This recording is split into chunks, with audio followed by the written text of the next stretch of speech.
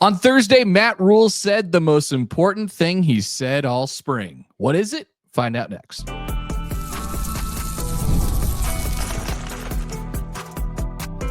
You are Locked On Nebraska, your daily Nebraska Cornhuskers podcast, part of the Locked On Podcast Network, your team every day. Good morning, and thank you for making Locked On Nebraska your first listen every day. We are free and available wherever you get podcasts and on YouTube, part of the Locked On Podcast Network, your team every day. And today's episode is brought to you by Game Time. Download the Game Time app, create an account, and use the code LOCKEDONCollege for $20 off your first purchase. All right, welcome in. Mitch Sherman from The Athletic, Connor Happer of 1620 The Zone. Thank you for joining us on this Monday of a new week, the final week of spring practice at Nebraska. Yes, the Huskers and Matt Rhule are in the stretch run. We've almost made it to the end of an important piece, an important part of the offseason, the journey toward August 28th, and the season opener against Cincinnati at Arrowhead Stadium is a little bit closer, Connor, when we get through the end of spring and transfer portal season wraps up this week. We're just checking off boxes every day. Yeah, getting closer and closer. Soon enough, we'll start to talk about TV times and days in which games are taking place and networks and things like that. Can't wait. That'll be something. First, we've got the Husker Games and the abbreviated or new kind of Nebraska spring game that's going to take place on Saturday at Memorial Stadium. You can expect to see all of the players who probably won't play that much in the fall. How's that? Should that be like the tagline? Like that's the enticement for Nebraska fans to come out. I actually think like it's going to be a nice day. We're getting to that point where you can tell from the weather forecast what's actually going to happen on Saturday, 6 days away. And you're going to get an opportunity to watch some football, and you're going to get a chance to see some former Nebraska players, some current Nebraska players do some fun things. It might look a little bit like the Pro Bowl. So I think it's a worthwhile experience for a Nebraska fan. We had this discussion a few days ago about what you might expect from attendance. And since that time, I've looked a little more closely at some of the attendance numbers from these spring games or spring events around the country at schools that generally draw big numbers. And wow, they are really tanking. Like Ohio State, after winning the national championship, drew like half of what it did in previous years. I saw Michigan had its spring game on Saturday. They played an actual spring game. You could go out and see Bryce Underwood, who's the Dylan Raiola 1 year later, but at Michigan. And it looked okay. Hard to tell from the picture that I saw in that big stadium, but it looked like the lower portion of Michigan Stadium, the big house, was pretty full. So I don't know. I don't know what to expect from Nebraska this coming Saturday. It's interesting. Maybe there should be a study done on that. Like what's happening around college football that is that is just tanked this spring game specifically. It's not like attendance is down in college football. It's just like now. I guess on the other hand, like I can think of three places off the top of my head that had like subpar years last year that are going to be having these spring games that usually have like monster spring games. Michigan, you mentioned it, Nebraska, Alabama, yeah, for sure. Well, so the Michigan one though, Michigan had a bad first part of the season, but a lot of excitement at the end of the season with the way those last two games went and beating Ohio State and Alabama. And then you have a star freshman quarterback. It's like the second year effect with the coach too. So I don't think Michigan gets let off the hook at all for having a down year last season. Also, the Wolverines won the national championship the year before that. So people forget. Yeah. Anyway, on this Monday, I can say that we have identified 7 seconds. That's what it boils down to. Matt Rhule talks for 40 minutes one day, 25 minutes another day, 25 minutes another day. He certainly has given us opportunities to ask all the questions that could be imagined here since there was a dry spell of Rhule availability after the Pinstripe Bowl. We've had lots of chances. And we got 7 seconds right here. We're going to play it in a minute that I think resonates at least more with me, and I think it should with Nebraska football fans, about what this offseason, Rhule's third offseason at Nebraska, about what it means, what it represents. It's 30 words, and well, let's just play it, and then we'll talk about it after, and we'll get into the context of what was asked to get this answer. One job is to win at Nebraska. Okay. Anytime a coach here has tried to do anything else but win at Nebraska, they've been asked to leave. Okay. Sweet. Why is that so hard? Why have we never, and look, coaches have thought some variation of that before. I think maybe coaches have said some variation of that before, but why is it so hard for that to like remain the focus and for people to remember that? Why do people want so much more from the head coach at Nebraska? Like, we're not talking about breaking new ground here when he says that, but I think that like simplifying it to that level is a very difficult thing to do in this state. Well, I guess there's, I mean, it is that simple and it's not that simple at the same time. I mean, like, yes, their job is to win, but how you win, it doesn't matter if you win. The how you win doesn't matter if you do win, but the struggle for a lot of coaches has been finding the right path to win, right? It's a chicken and the egg thing, I guess, a little bit, like which comes first, the figuring out how to do it or the doing it, and then and so like I think Rhule is when he talked about all the other coaches who have been asked to leave, I don't know that those guys weren't trying to solely focus their way on winning games at Nebraska.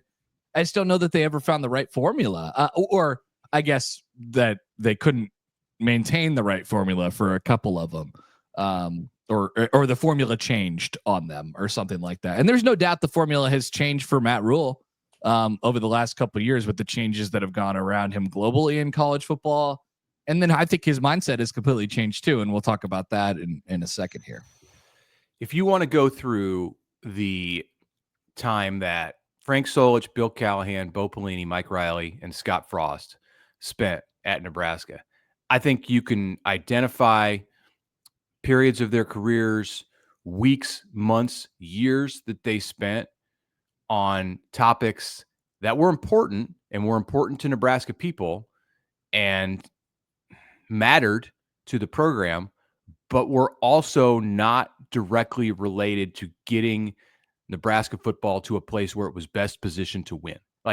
It's a sport, and it's a place here in Lincoln that's specifically somehow engineered that gets people off track. I mean, the most recent coach, Frost, in particular, so much time spent on things that just were not directly related to getting Nebraska to win, like solely focused on getting them to win, whether you're dealing with, issues that alumni have or whatever, squabbling with somebody in the administration. We've seen that with almost all of the coaches that preceded Matt Rhule, going back to Tom Osborne. And even Osborne, I think, had to spend a lot of time on things that weren't directly related to winning. But he was able to, as you said, he had 25 years to figure it out. And he was able to kind of identify the formula that worked for Nebraska. And it didn't necessarily matter the other stuff. So I think just the fact that like Rhule is saying this and recognizing it is a pretty important step in Nebraska's growth. I mean, he's known that before. Look, I'm here to win, but I don't know. There's some clarity in that. Like it's kind of like it's like a cleansing moment, I think, for the program when the head coach steps to the podium and answers a question and says it that way. Yeah, and we'll talk about this a little bit more in the next segment, but the context of that quote was he was asked about high school recruiting, and we've talked about it on this show. Like the state of Nebraska currently, I believe, has 5 players that are just in the Iowa State class. 6 players. There was a 6th that joined on Friday. Yeah, Jeff Famala, who we've talked about on the show before. And so he was just like, look, man, get these kind of players, and I know, people want us to do this, and but like, here's the deal: we have to win games, and he's right. Like I said, like he if they win, nobody's gonna come back to him and be like, yeah, you didn't get those 6 guys that ended up at Iowa State. Like, no, that's not going to happen. But there's been a long conversation, around here in, trying to get Nebraska back. How do you do it, and who are the type of players that you need to do it, and how do you position yourself as a program? He went on to talk about in that clip, and maybe we'll hear it later, about, hey, look, we have to be, Ohio State. Like, we have to be like Ohio State. That wasn't his mindset when he got here. It was like developmental, and it was kind of like, without saying it, we want to be Iowa plus or Michigan or something like that. Now it's like, all right, screw all that stuff. We're going to toss it away. It's a gamble what they're doing. So I think it's great that like they have this in their head. They have this kind of setup, but certainly there's no guarantee that they're able to execute it. Yeah, you got to walk before you got to crawl before you can walk. I was going to say you got to walk before you can crawl. I hope that's not the trajectory that Nebraska football is taking, but you got to crawl before you can walk. And I think Rhule feels like Nebraska has gotten to its feet and gotten to a place where, of course, you may have noticed that Nebraska has struggled in recent years, including this last season against Iowa. But you want to aim high, and there's nothing shameful about saying, oh, no, we have to be able to compete with Ohio State, even if you've yet to be able to beat Iowa. Like, that's okay. Like, you need to do one before the other, sure. Or usually you're going to do. Nebraska almost beat Ohio State before it got over the hurdle against Iowa, and of course, we saw in the year before Matt Rhule arrived that Nebraska did conquer Iowa once, but like that doesn't count for a whole lot when it was the last game of a failed coaching regime and da. What I hope is that, like, and I don't think it will with Matt Rhule, like, the only downside of saying I have one job, it's to win at Nebraska. The only downside of that is it can become like a crutch. It can become like the Bill Belichick thing at New England, where it's like every question that gets answered, he can just say, yeah, we're on to the next game. But that's not, like, Matt Rhule's never going to go down that road where, like, anytime he gets challenged about a situation, he's like, I have one job, it's to win at Nebraska. Like, coach, why'd you leave your struggling quarterback in the game in the third quarter when, I have one job, it's to win at Nebraska? No, he's not going to do that. And like, that's disingenuous to the comment itself. But to me, fascinating that he went there, that he was, I think, able to kind of address, like, so much of what has ailed Nebraska over the last 20 to 25 years in one little 7-second soundbite. But yeah, let's take a break, and then we'll come back and we will get into the context of what led to that answer. And that's an entire issue unto itself that we can spend some time talking about coming up next. But first, a word from our friends at Supply House. Get the supplies you need from the site made for the skilled trader that is Supply House. Whether you're in plumbing, HVAC, or electrical work, Supply House is the reliable way to order products online. Their easy-to-use website is packed with helpful resources and the latest product info to help you get the job done right. Plus, with a complete inventory of over 200,000 parts from 400-plus top brands, you'll find exactly what you need delivered fast from coast to coast. If you need help with an order, Supply House offers expert support and industry-leading service, so you'll always be talking to a real person. And for trade pros looking for an extra edge, their free TradeMaster program offers exclusive perks like a dedicated phone line, free shipping, and discounts on every order. Thousands of skilled professionals are already taking advantage, and now it's time for you to do the same. Join the TradeMaster program today at supplyhouse.com/TM and start ordering plumbing, HVAC, and electrical supplies with just a few clicks. Plus, use the promo code SH5 for 5% off of your first order. That is with Supply House, supplyhouse.com.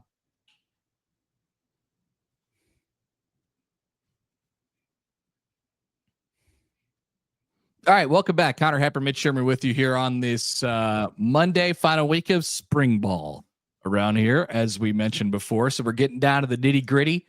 Matt Rhule having a it was about 20 more minutes still on. He's still taking these things long on Thursdays. It's a lot of things to get into.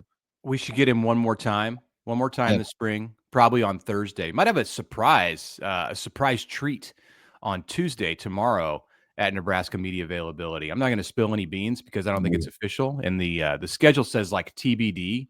But I'm looking forward to if it comes to fruition what some of the discussion has been behind the scenes about who's going to chat with us tomorrow. I'm looking forward to that.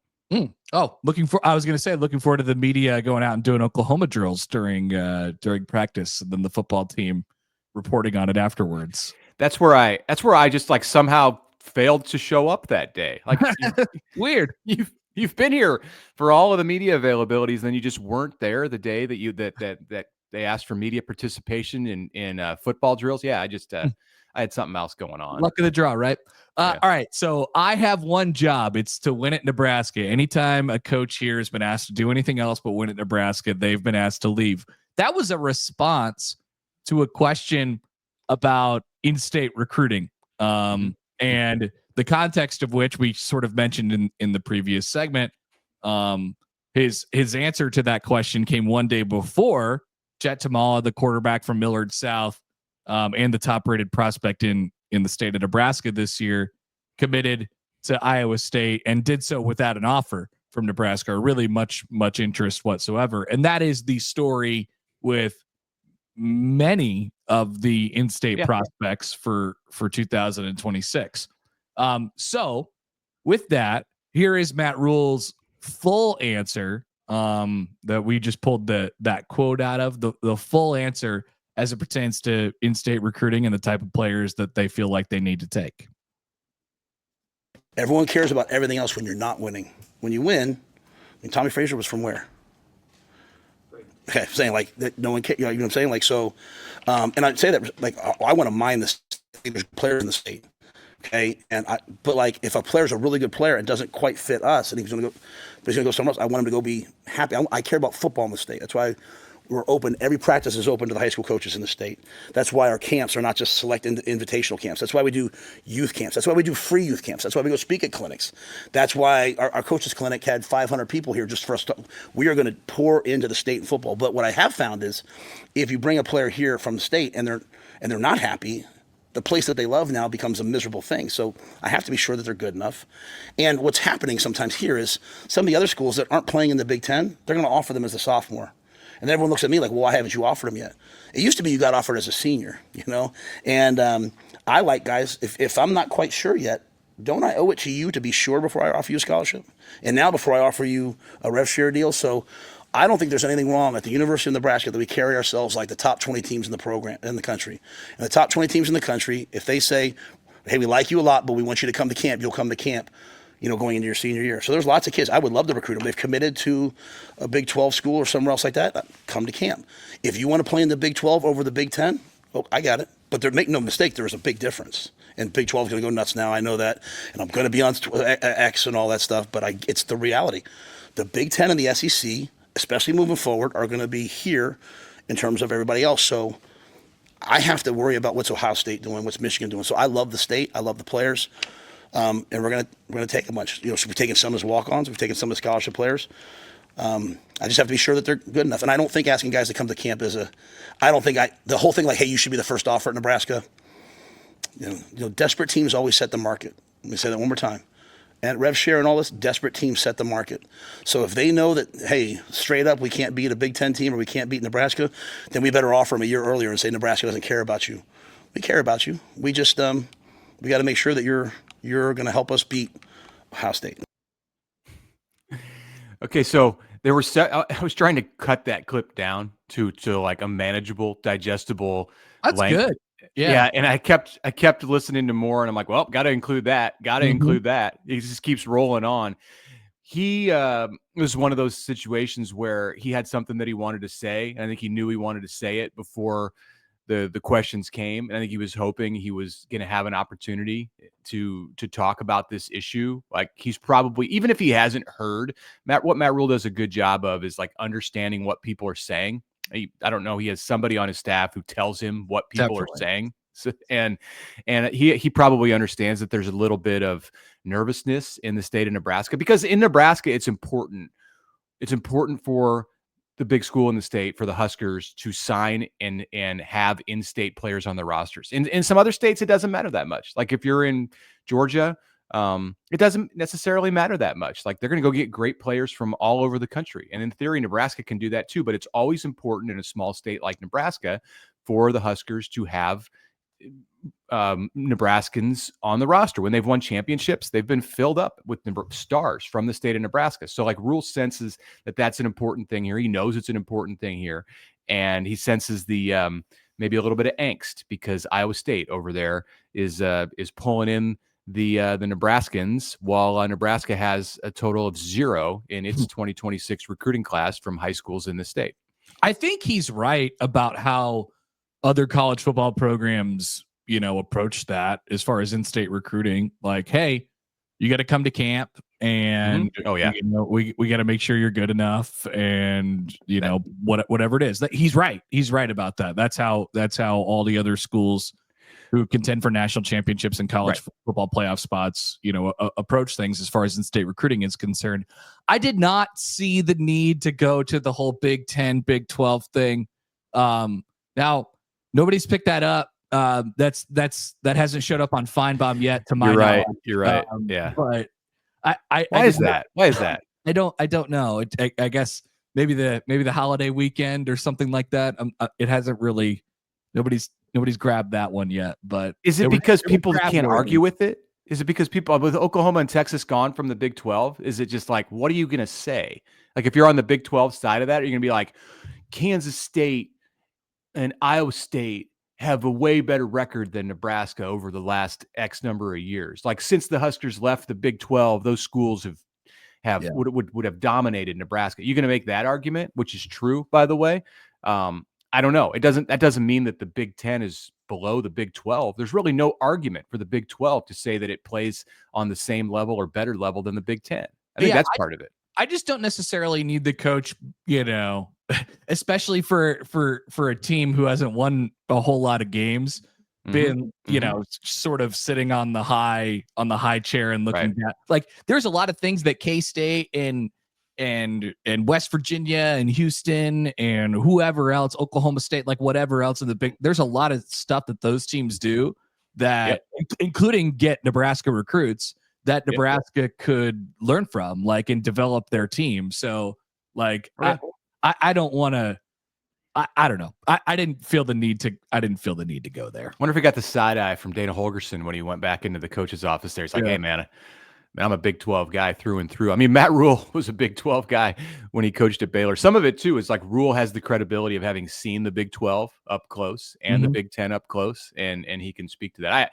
I think he's right on when he in thinking that about the two conferences. But yeah, he wants to dig himself in. He's planting his flag. He's staking his ground. For sure. That Nebraska is a top 20 program and wants to act like a top 20 program. And part of acting like a top 20 program is saying our conference is better than your conference. And I mean, maybe it is, maybe it's not. And then that's the thing when you talk about other programs that need the in-state players to prove themselves in the same way that a player from out of state does, come to camp. That is the action of a top 20 program. And it's not the way that Nebraska has historically acted about players in the state of Nebraska. They've tried to offer them early, tried to be the school that's shown the most love throughout. But in the days of he didn't even mention the 105 in this. And that's a big part also of why Nebraska is taking this route. It helps him. It helps him in this case because it becomes a little bit more defined. All right, got a few minutes left. We can continue and finish up this conversation and talk a little bit about Nebraska baseball as well, and look ahead to the week and what's on tap for the final week of spring ball coming up on the Locked On Nebraska podcast. Message here from Game Time, because there's nothing like the energy of a live game, whether it's catching a last-minute Major League Baseball showdown or soaking in the excitement of an NBA matchup. But finding great seats at a great price, that's a challenge. It used to be a challenge until Game Time came around. Game Time makes scoring last-minute tickets easier than ever. Prices for many events drop as the event gets closer. They've got all-in pricing, so you see the total cost up front. There are no surprises at checkout. Priority is something that you can know you've got with Game Time. Save up to 60% off buying last-minute tickets for sports, concerts, comedy, theater, etc., etc. The list goes on. If it's a live event, Game Time has got it. You can grab last-minute seats for, say, the Royals, and the Royals are they're out of the wayward direction. The Royals won on Easter Sunday, so games coming up in days ahead. Connor is looking like he doesn't think that the Royals are. Well, hey, you want a last-minute ticket? Go check out Game Time. They've got zone deals. There's peace of mind with seat views before you buy, no surprise fees, the lowest price guarantee. Book with total confidence. Take the guesswork out of buying tickets with Game Time. Download the Game Time app today. Create an account. Use the code LOCKEDONCollege for $20 off your first purchase. Terms apply. Again, that's code LOCKEDONCollege for $20 off. Download Game Time today. Last-minute tickets, lowest price guaranteed.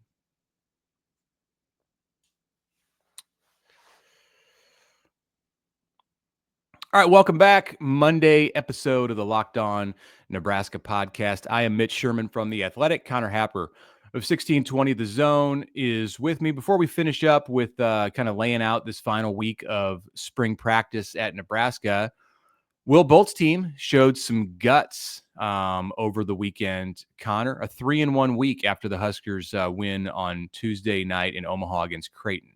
Yeah, got a little concerned on Friday night there after the tough luck loss. They're like, whoa, still a little concerned. Yeah, what direction is this going? So they got 4 series left in the Big Ten, and they're all against sub 500 teams in the league. Now Nebraska's a sub 500 team in the league themselves, but you got to you have to win series, because right now, as it stands going into this week, you're directly on the cut line for the Big Ten tournament. It wasn't what anybody dreamed of this year, but find a way to get yourself to the next step, and I guess that's the goal now. Will Bolt has one job. It's to win baseball games. It's get to the Big Ten tournament in Omaha in late May. Right. So Nebraska beat Northwestern 2 out of 3 by sweeping the Saturday doubleheader. They enter this next week in a 3-way tie for 12th place in the league. Boy, say that again. That sounds enticing. With Minnesota and Rutgers. Nebraska's 1 game behind Michigan and Northwestern. It's 2 behind Michigan State. They're home on Tuesday. The Huskers are against Kansas from that much better league, the Big 12 when it comes to baseball. Then at Maryland, 5-13 Terps. Crazy. 16th out of 17 teams in the Big Ten. Maryland, that's supposed to be a good baseball program. It's a good program. Like, that's a former ACC team right there. Absolutely. They've been in regionals and super regionals, a bunch of them over the last decade or so. And if you look, have you seen the bottom of the Big Ten standings? Have you seen who's sitting right at the very, very bottom? I'm aware.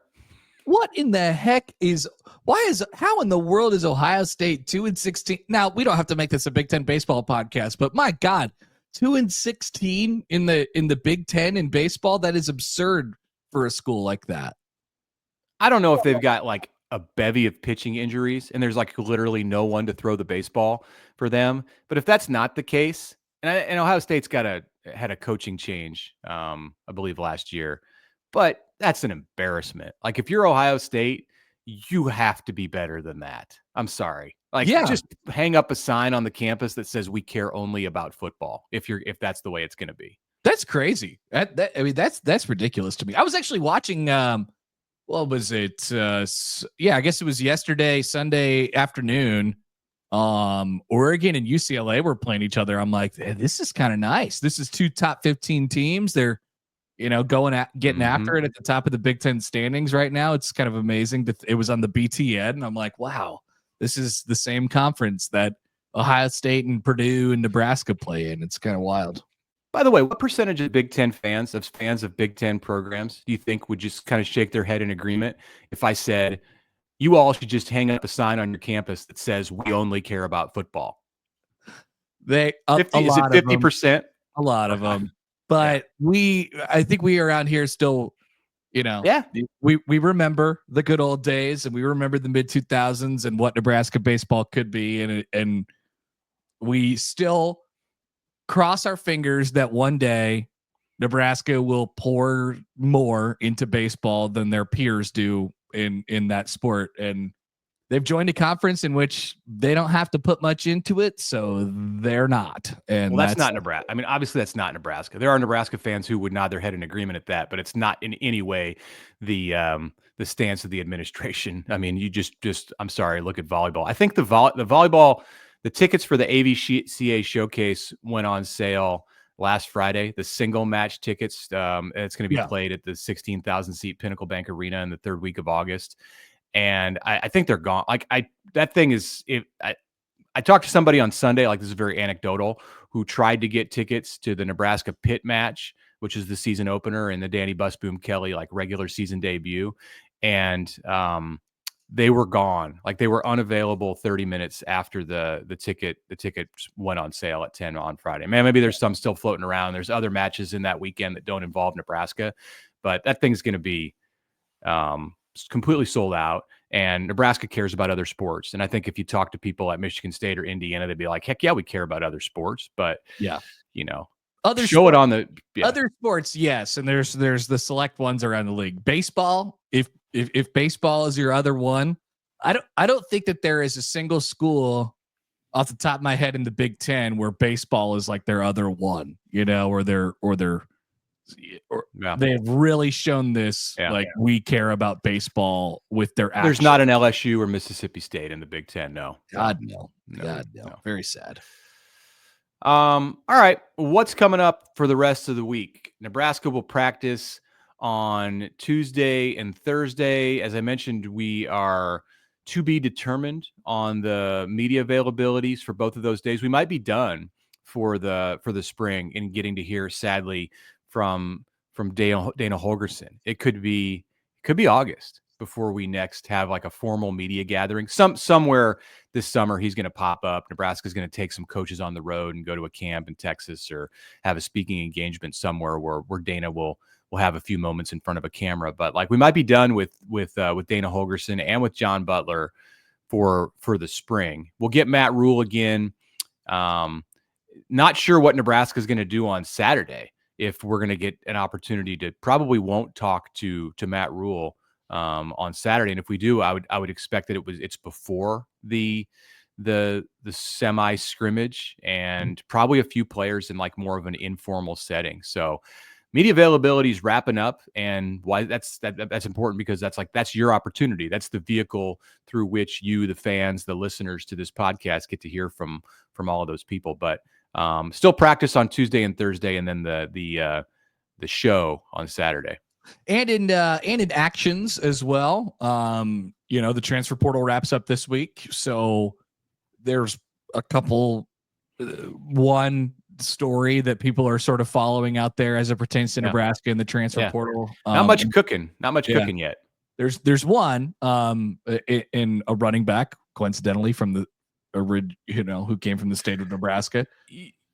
Yeah. You're talking about cooking on the outside. Like there's something simmering on the back burner there with Chamar Brown, the running back from North Dakota State, who's yet to announce anything. Right? I mean, we're taping this Monday morning. He didn't commit somewhere this morning when I was cooking breakfast, but we don't know. Like, has Nebraska poked around? Yeah, probably. It's a delicate situation. Like if you take him, when do you take him? You don't want to deceive the other running backs in the program and like purposefully wait until, because you can still come out of the portal and go places after the deadline to enter closes. I don't subscribe to like this conspiracy theory that like Nebraska's going to get him and told him to wait until after Friday. So another back doesn't leave. Like that back is not going to be that's not the situation you want to move forward with, having another back in the program. So I don't know. I mean, he's got some opportunities for sure that I would imagine he's weighing, and if Nebraska is a part of that, we'll find out soon. All right. Well, lot to discuss and parse through this week as we get closer and closer to the Husker games on Saturday. Hey, one more thing, by the way, this week that's starting the NFL draft. So we remind you, thank you for making Locked On Nebraska your first listen today. For your second listen, check out Locked On NFL Draft with Damian Parson and Keith Sanchez. Draft starts Thursday and goes through the weekend, and they will be all over all of the topics before and during the NFL draft. Find Locked On NFL Draft on YouTube or wherever you get your podcasts.